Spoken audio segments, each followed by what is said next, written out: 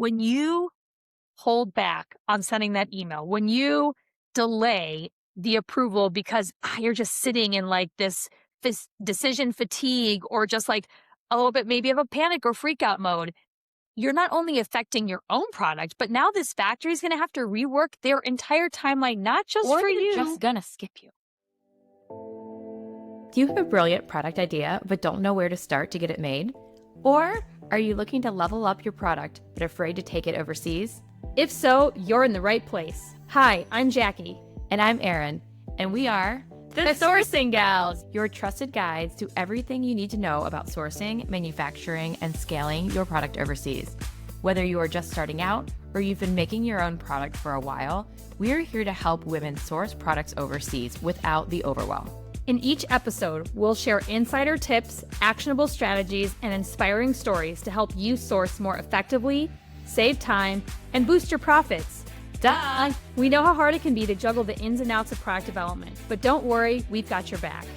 So grab a cup of coffee, get comfy, and let's dive into how you can grow your business Make more money. and turn your products into profit. Welcome to The Sourcing Gals. Now let's get started. High five. Hi.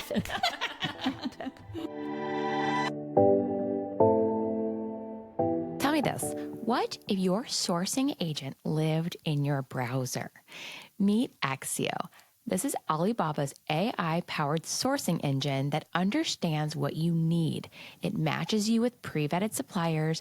It analyzes trends. It even helps with compliance.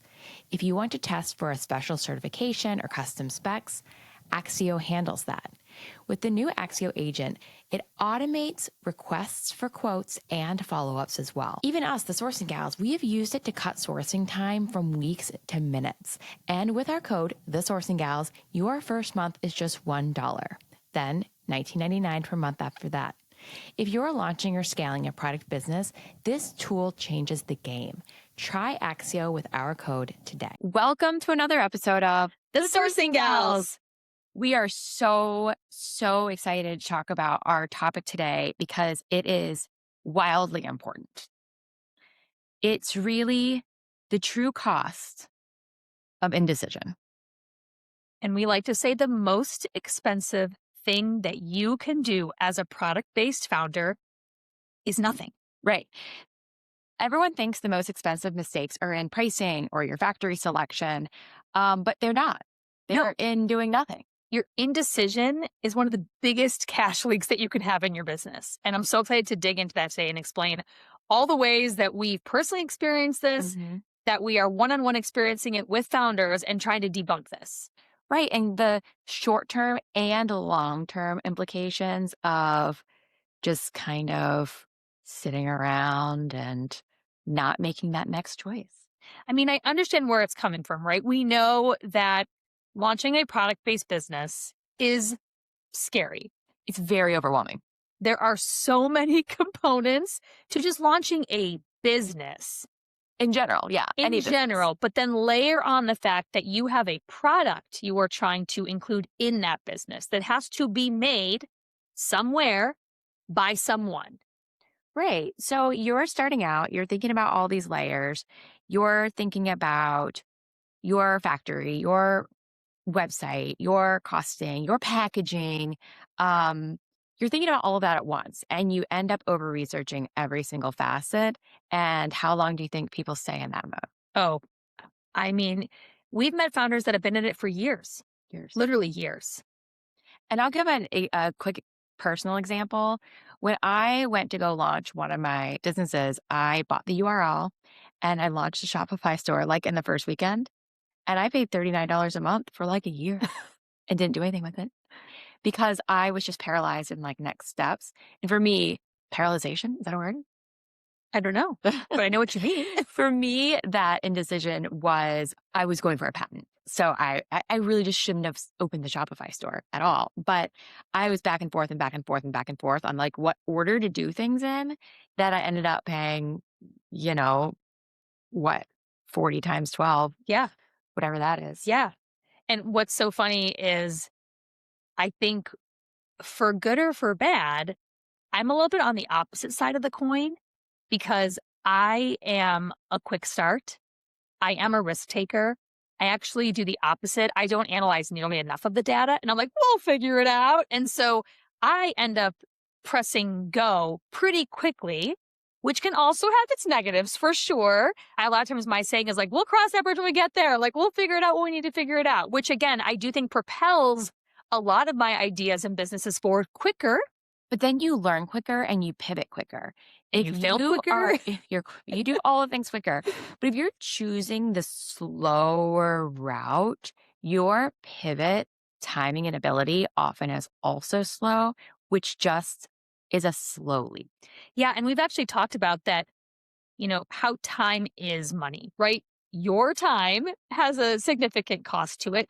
But we've recently talked to a couple founders about their delay of launch has the ability to miss revenue windows. And windows that won't come until next year. Yeah, because it's One a of the seasonal founders, item. it was a summer seasonal. And we were like, if we don't get this out, like summer's coming. Mhm. If we don't get it out, we're going to miss it. Yeah. So not just your own time, effort, energy, which trust me, there's, hard to quantify even what that is, but there's legitimate business missed opportunities by your lack of indecision moving forward. Right. So missed market timing is one of the things because it's seasons, it's trend.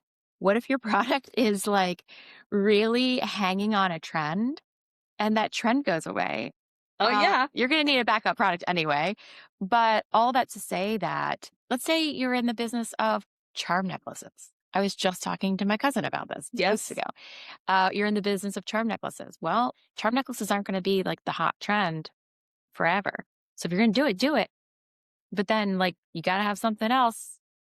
What else is coming? Yeah. And we all know in the product development world, the actual development of the item can take months. Yes. Then the production lead time takes months. And often if you are new to the game, you have competitors who are not, who are moving faster. Correct. So I think understanding that competition, that, that white space that you see, it might get filled if you choose to not go forward with where you're seeing that opportunity lies. And that's happened to me before. And have I ever told you the story about how I think I invented Instagram?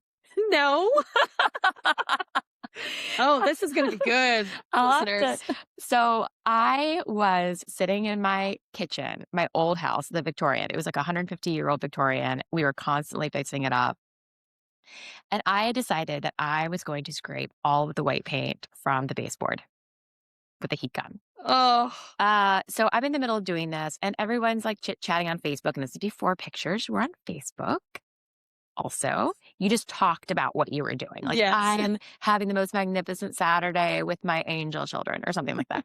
So I was like, what if there was a social media platform where you could take a picture of what you're doing at the moment so you really couldn't BS it? You couldn't bluff your way through what you were up to. I would take a picture of myself sitting on this floor with only 6 inches of baseboard cleared and be like, slow going. Like, these are the downsides of owning a super old house. And I told my husband about it, who was in programming, and I was like, let's do this. Like, let's make this app. And he was just like, no one would go for that. It's just like too real. Like, nobody wants to see what you're really up to. And I swear to you, it was a year later Instagram came out. And I was like, they took my idea. And they probably did. They probably were listening through Facebook. Through Facebook and not even telling you. Anyway, that was the longest winded story. But all that to say, of course, that's not what happened. Someone else probably had that idea too. But if it were something on a smaller scale, it was a year later. Like, I could have actioned. I could have made something happen. I could have gotten it out there. Even if it's a t-shirt with quirky sayings or what have you. Like, these things do have a lifespan. Correct. The other thing that can happen as you delay is your costs go up.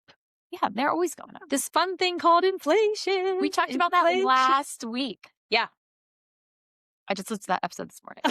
That's why it's fresh in your brain. I know. Yeah. I mean, it's true, though. The material costs can go up, and they do go up. You will probably notice on some of your quotes that you get from your factories, there's actually a time frame that they give to it. A lot of times quotes you get will only be valid for 30 days. Right. Because we talked about this before on many episodes, but raw material fluctuations happen, just like trading of silver and gold as of late, right? Like the same thing can happen to cotton, to plastic, like to different raw materials. Even to your shipping charges. Look at what the world we're living in right now and the gas prices. Like, my vendors told me last week, I said, can you quote me air costs on this? And they're like, not really. It changes every day. Yeah.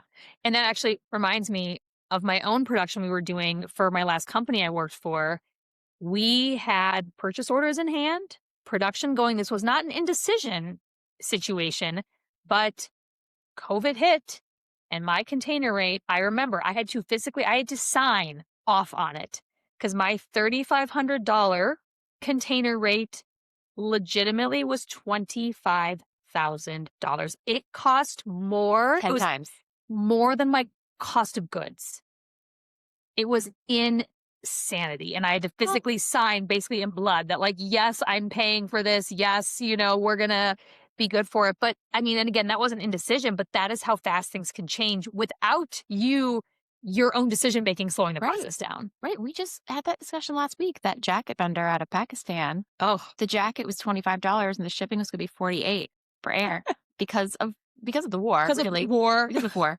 But I was like, oh, well, we might just look into China for that. We'll put a pin in this. Yeah. But it's not just raw materials. It's not just trend. It's also like you can lose that spark and you can lose that momentum and your team can kind of lose faith. And I can't tell you the amount of projects we worked on, some of the jewelry companies I've been at as of late, that we spun around on an idea for so many weeks that I was sick of hearing about it. Yep. I was like, if we're not going to do anything, let's just do something else. Let's move on. This is silly. If it's not worth actioning on, maybe it's not worth doing. And I think, again, we get stuck in this perfection over progress, right? Like we get stuck in not knowing it not being perfect, but that is okay. Like manufacturing, product development, it's called development for a reason. It's because the product will continue to evolve long after you've put it out to market, as it should, which we've also talked about in other podcasts as well, that evolution is okay. Most likely it's necessary to stay valid. That's such a good point. Especially in a fast fashion world, you'll come to the table with an idea. You'll see that idea out there. You'll be like, oh, that idea is old. I'll move on to the next idea. And then by the time you decide, that idea is already out there. And so it's like you're constantly a little bit behind the 8 ball. So at some point, you're going to have to cut off the bleeding, make a decision, and then correct. Correct. And I also will say that every decision, it can also get the system stuck. So let's just talk about manufacturing, for example. Mm-hmm. There is a TNA, a timing in action, a timeline that the factory wants to work on for you, right? They plan it. You're not their only product. They're planning amongst multiple sewing lines, let's say multiple clients and customers, a ton of different fabrics, like all the complexity that goes into your product. They will set a timeline for you. I need you to approve X by this date, Y by this date, so we can ship you Z by on this date, right? And a lot of customers only see their side of the coin on that. But what you're saying is that there's an entire factory operation side of the coin that needs to also be paid attention to. And they are managing those timelines to not just do your product, but everybody else is in the queue line, right? So when you hold back on sending that email, when you delay the approval because you're just sitting in like this decision fatigue or just like a little bit maybe of a panic or freak out mode, you're not only affecting your own product, but now this factory is going to have to rework their entire timeline, not just or for you. Just going to skip you. If you're building a product-based business and finding yourself second-guessing decisions or wishing you had someone to gut check, we want you to know you don't have to do this alone. On January 1st, we're opening the Sourcing Gals Founders Circle, our private community for product-based founders.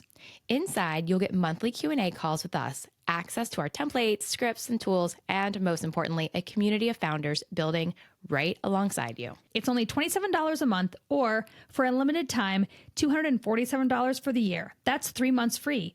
You can find all the details in the show notes. Hope to see you there. Or they'll skip you. That happened to us right before CNY with one of the founders I was working with changed their packaging 2 days before CNY. And I was like, we're not just pushing back. They were like a week late on the redesign. I was like, we're not just pushing back a week. Like we have missed it. You've missed the boat, literally. Yes. The ports are closed. We are now at the end of the queue. Yeah. It's like you got out of line and you're Yep. going to go around to the end. So I say that to know it's not always about you, right? Like, while that does affect your business, you're also affecting your partner's business, meaning your factory, the person you're trying to build a longstanding relationship with. So if there are some big decisions that you have to stop and pause on for whatever reason, then at least let your factory know the why. I always say, bring them along the journey, right? Let them know why this big approval that was due last week, why you're not going to be able to meet it. Right. Maybe something really dire happened, or not dire, but just maybe something huge happened in your business. They would be very happy to know that if there was a reason and not just you're a flake. Correct. Maybe something was delayed from your lawyer. Maybe there was some testing that came back that caused a red flag that you need to dig into more. I mean, right, there's all these Great reasons, but let them know. Let them know you're not just sitting and eating your bonbons on the beach and on vacation and not replying to their emails, that you're Right. actually waiting because there's something very significant in your business that's causing that. Right. And I think that we understand that there are real reasons why there's indecision. We're not advocating for people to just willy-nilly go out there and pull the trigger on things they have no information on. But I think you know in your heart, and hopefully you do, am I dragging my feet on this? Or are there real reasons? And if you don't, then you might need a an ear, like someone to talk to about it, to bounce the idea off of. Um, I think that's one of the hardest things about your own product-based business, is just that it can feel very isolating at times when you have some of these decisions to make and you're like sitting behind your computer at your house and you're like, I'll just wait until tomorrow. It Yeah. feels more comfortable to push it off. Um, but we know that there are real reasons. It's not just you don't want to make a decision. There's fear. There's fear of Mhm. losing money. There's fear of making a wrong decision. There's fear of not being thorough enough or not being exactly right, like that perfectionism. We have a lot of those. A Yeah. lot of entrepreneurs we work with are very type A, like they have a dream, they want to see it perfect, and not being perfect is keeping them. It's interestingly enough, we are going to have an upcoming podcast about that. It's going to be about minimum viable products. So come back for that one. Stay tuned. But the other thing is just waiting for certainty that won't exist, because certainty in this industry, in this product based thing, is not real. I mean, you can base it on data your whole until the cows come home, but nothing is 100% certain. And I'll tell you that if you are a product based founder, obviously you found our podcast, which Yes. is great. But I do believe there is power in networking, especially for such a technical type of business that we all run here on the manufacturing side, right? It's different than a service based business. Like you are, again, are touching tangible product that has complexity, that's most likely made not in your house, right? Mhm. Overseas somewhere. So we are huge proponents. There are a ton of great networking groups out there for product based founders. I know some people in the CPG world. There's one of our founders actually joined a CPG Slack. like Yeah. online Slack community and Yeah. said it's been a really great help for her. Mhm. Some of you guys obviously know we have a founder circle, and this is something that I hope as we continue to get more members in and we have more dialogue. We had a great call the other month with our founders, and really it's to help push you through those stops, like push you through those blockades. Like it's a whole Facebook community, like cheering you on or helping you break down or break through what you are stuck on. Because I think a lot of founders don't get stuck because they don't know what to do. They get stuck because they don't trust themselves Yeah. to do it. And they need that other voice, that third party, that angel on their shoulder who says, no, that's the right decision. Yeah. Go. Yep. We can be those people Yeah. in our founder circle. But really, it's even if you're not, grab a friend, grab someone who can help push you or help you be accountable. And I'll give an example for that. I have a certain friend, I'll shout out to Lacey, that she always circles back when I'm working on a project and it's like, how's that coming? And I'll have to be like, it's not. I was writing like a book at one point. She's like, okay, chapter 1 done. Where's chapter 2? And I was like, okay, I promise I'll get it to you. Just like an accountability buddy. Yeah. I love an accountability buddy. I have quite a lot of them. And I'm here for more if anyone is really good at keeping people on task. Jackie's actually a really good accountability buddy. Oh, thanks. Well, I'm trying. You're helping me get organized, which is helping me be more accountable as well. So two pieces to that. But I think the other important thing too is when you have these decisions, like chunk them out, break them down. If there is this big, how do you say, what is it? How to eat an elephant? How do you eat an elephant? One bite at a time, right? I mean, it's similar to some of these decisions that you're making as a product-based founder, right?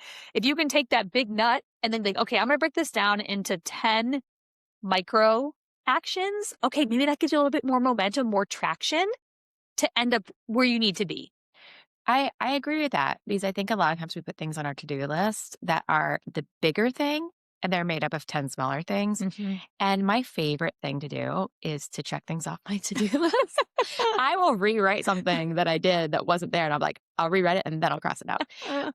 But I had stuff on my to-do list yesterday that was like, call Mary, follow up with my mother-in-law, because we were deciding on going to a TEDx event and I needed to call my mother-in-law to see if she could watch my kids to see if I could go to the TEDx event. So it was all connected. Yes. But I wrote it all down because I was waffling Yeah. for 2 weeks on this thing because just the details were keeping me mired. And then I finally was like, I'm going to write out all these details and get them done, cross them off. And it felt real good. Yeah, I love crossing things off my list. The other thing that's important to know, especially in this world that we live in, is that decisions most likely are adjustable. Yeah. Like in lots of ways. I mean, we're constantly evolving and changing our business, how we approach things, our offerings. I mean, all of these things that we could have sat and literally discussed till we were blue in the face on. We're like, no, let's just go and we will figure it out as we move forward. And we have. And things have evolved and things have changed because of that. And that's not my nature. Anyway, I like to You're a research. scientist. Yes. My background's in science. I like to research. I like to see all the data in front of me. I like to make the data pretty even before I move on. And with our business, with the Sourcing Gals, we've had to move. And it's been really nice, possibly because all of our moves have been great. But that built a lot of confidence in me that just because you're moving quickly doesn't mean that you're moving forward without facts or without the knowledge that you can pivot again if you need to. Everything is changeable. Yep. Okay, something else to help with indecision, deadlines. Love a good deadline. Yes. I think sometimes you have to give them to yourself and force yourself and hold yourself accountable or find that accountability buddy to text you on that day and be like, hey, did you do it? Right? But I know in my past, I've talked to colleagues and friends, and even you actually, who was really unhappy in a job. And this is I'm taking a little bit of a left turn here, but I'll bring it back. And it was a lot of, this is a problem, this is a problem. Like, well, set a timeline. How much time are you going to give yourself to either try to work through the issues or leave? And I remember I told you, put a date on a note, a sticky note. I did. I did put it actually on my whiteboard because that was when my office was downstairs and my whiteboard was behind my computer screen. So if I was on a Zoom call for work, it's not like people can see my quit by note. And I had my manifestation, I will find a new position with blank, blank, blank, blank attributes by blank date, or else I will just leave. And I did it. You did it. So my point with that is deadlines are important. Now for me, ADHDer over here, I like to work right before that deadline's due. That's just how my brain functions. I need that dopamine rush. I need, last night being manic at 12 at night and emailing Bangladesh and India like I did. But for me, that I can live with that. For me, that is what feeds me and excites me. So it's not a drain for me. But my point is I had a deadline and I will, sometimes push to the very end, but deadlines still keep me honest. So set those for yourself. If you have some big decisions to make, set that deadline and then again, work backwards. What micro decisions have to be made by a certain date to hit that big macro decision at the end of it? Mm-hmm. Yeah. So if you are stuck in a period of indecision, we talked about getting a friend or our founder circle, something to keep you accountable. You can also, if it truly is a question about your product, you can ask your factory. You can say, I'm really stuck between X and Y. Like, what would you recommend? They likely have, an opinion. Yeah. And then just ask for options. Get options that might help you. A lot of times, if you have more than 3 options, that does not help. Less 3 or less options.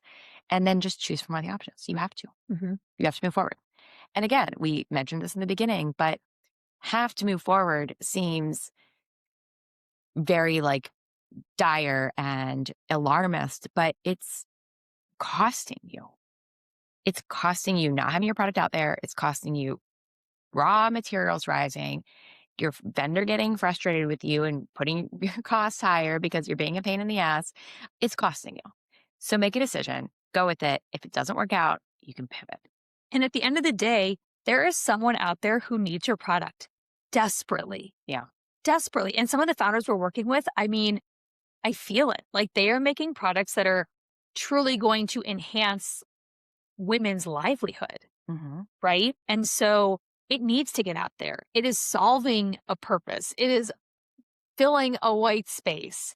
Mm-hmm. So knowing that, maybe that's another way to channel when you have some of that indecision, like who's waiting for your product on the other side Mm-hmm. and what are they missing out on by you choosing to not make that decision? Absolutely. Absolutely. That I read a book last week called The Big Leap, and it talked about how we get stuck in these indecisive moments. And we have to ask ourselves kind of 2 questions. Number 1, is there anything we can do about it at this moment? The decision. Is there anything we can do about it? Is it yes? Okay, make the decision to move forward. Is it no? Okay, it's not a decision for today. It's just for another day. And then the second one was like, is anyone like adversely affected by this decision? Of course, you don't want that to happen. But I say that because we've been on calls with people who are waffling back and forth about a decision that is not a decision for today, even. Mm-hmm. We don't even have all the facts to make that decision. Like clarity doesn't come from overthinking something. It comes from moving forward. And if you can't move forward at that moment, put a pin in it and move to something else. Wait until you have the facts. It's just like, if there's nothing to be done, don't waffle on it. I love that. Pick something that needs to be done and action. And you don't need to have every single answer either. You just need to keep moving forward. Just keep moving. Like One foot in just front of the like other. literally like, is it Nemo? Nemo or Dory? Just keep swimming, swimming, swimming. I think it might be Dory. I mean, it's true though. Like it really is true. A lot of times answers will show themselves once you put forward inertia out to the universe. I'm not kidding you. I mean, everyone knows Stair stepper. that's a stair stepper. I mean, Erin and I are both pretty woo woo. I think most of you who listen might know that or have picked up on that. But I truly believe that the energy you put out to the universe will come back to you. And that's for good or bad, people. By the way, that can go up and down. But my point is, if you have this want for forward motion, like be feeling it, manifest that, and believe that answers will come to you. And then take some steps to also go find them yourself too, right? And I have no doubt that the path, I was telling Erin the other day, I'm like, I just feel like boulders are being knocked over for us right now. Mm-hmm. Like we're on this path, this like windy mountaintop. And I'm like, man, Erin, a huge boulder just like bing, just like a fingertip on it. And it's like off the side and I'm through, like it feels that way. But I also think it's because our energy right now, like we are vibing so high these days. It's just so positive. And so like, we are going to do this. We're going to do it great. And no one's going to stop us. Yeah. And even if we don't know how to do it, by the way, Doesn't matter. That's not stopping us either. We have, and I'm sorry, I don't want to offend any listeners by saying this, but I said this yesterday to someone. I was like, we are just going forward in life with the audacity of a middle-aged white man. Or I said a mediocre white man. Okay. Actually. And so I was like, I'm just going to move forward with the audacity of a mediocre white man. And it's working.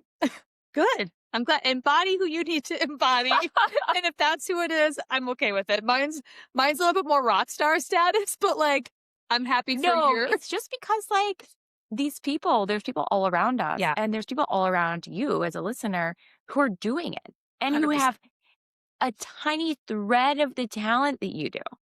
And they're still doing it. And I'm like, if they can do it, we sure as hell can. I know you said that when you're on your trip home from your vacation. You're like, I'm seeing all these businesses with big buildings and thinking like, what the hell? Like that can be us. I'm like, yeah, girl, that will be us. Of course, like no doubt. And it'll All right. way cuter buildings, by the way. Way cuter buildings. I know. That's one of the things I did do is take pictures of buildings and send them to Jackie and be like, this looks like a place we could work. But anyway, we digress. we've taken a turn, but I'll bring that all back around to if you are still struggling, if you do need that accountability, we can be your people. Go to thesourcinggals.com/founders circle. I think it's founders-circle, or even just thesourcinggals.com on the menu. You can get to the Founders Circle. It's a monthly group where we have monthly calls and we answer questions for folks and really help move the needle on some of those indecisive moments. Yeah. So I'm feeling a lot of forward momentum right now. I'm feeling decisions just falling off my shoulders these days. It's just like I'm just banging through them. I'm banging through them. You are. And it feels good. You're on a roll. I'm on a roll. So we're just going to keep going with it for right now. All right. Let's keep rolling. And for you all, we will see you next time on The Sourcing Gals.